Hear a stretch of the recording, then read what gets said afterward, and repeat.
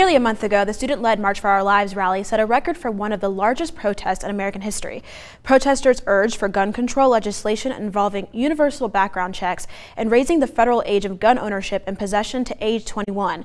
Today, I'll be speaking with American University criminology professor Bev Frieda-Jackson to see what students are doing and can do in the D.C. area to work against gun violence.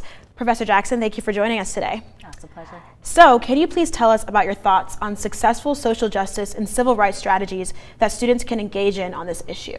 Yes, so I have to say that what we're seeing at present relative to the gun violence movement is phenomenal. We haven't seen this level of activism since the 1960s. We may be familiar with Dr. King's Project C in Birmingham, and the secret weapon there was the Children's Crusade. So you actually had very young people that were very active in the movement. So to actually see this level of energy, to see the young folks and all the way up the spectrum, up the continuum, is pretty phenomenal. Okay, and how would you say, you said that this is something that, hasn't been seen since the Children's Crusade. I think a lot of people, the first thing that they might think about in comparison is Black Lives Matter, True. Right? So how does this differentiate in your opinion? I think there are a lot of like-to-like strategies that have been pretty successful.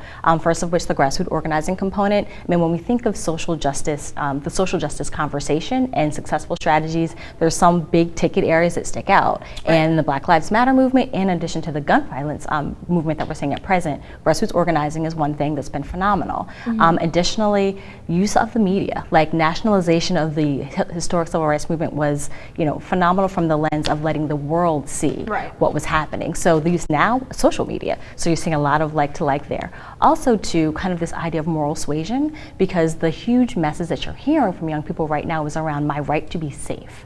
So there's this idea of moral suasion, what's the right thing, what's humane. So a lot of that you hear in the Black Lives Matter movement, and you also hear it with the gun violence movement as well. Okay, so let's speak a little bit on, of course we've seen quite a bit going on here in DC on the national scale, but what do you think moving forward we can see, what efforts do you think we can see more moving forward from more students, local students in the DC area? I think engaging the two strategies I talked about previously, and then also looking at that civil disobedience component. We've seen some protests that have actually spoken to this right to be safe. So also organizing in your schools, attaching yourself to advocacy groups that are doing some really good things. Okay. There's Moms Demand Action, they're phenomenal. Maybe creation of your own organization, Youth Demand Action. There are mechanisms for which that students can actually engage and kind of actively have that vision and voice out there. Okay, any final thoughts? No. All right. Well, thank you again, American University criminology professor Bev Frieda-Jackson. So yes, young folks, let's get out there and start making our own movements. Let's start putting some action in, and we're definitely getting a good start, and we have a long way to go. Thank you again for being here with us, Professor Jackson. Thank you, my pleasure.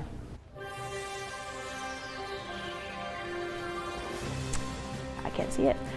So coming up, we have Women on the Street with our Courtney Lee, who gave folks a little bit of a quiz to test their knowledge on America. So stay tuned.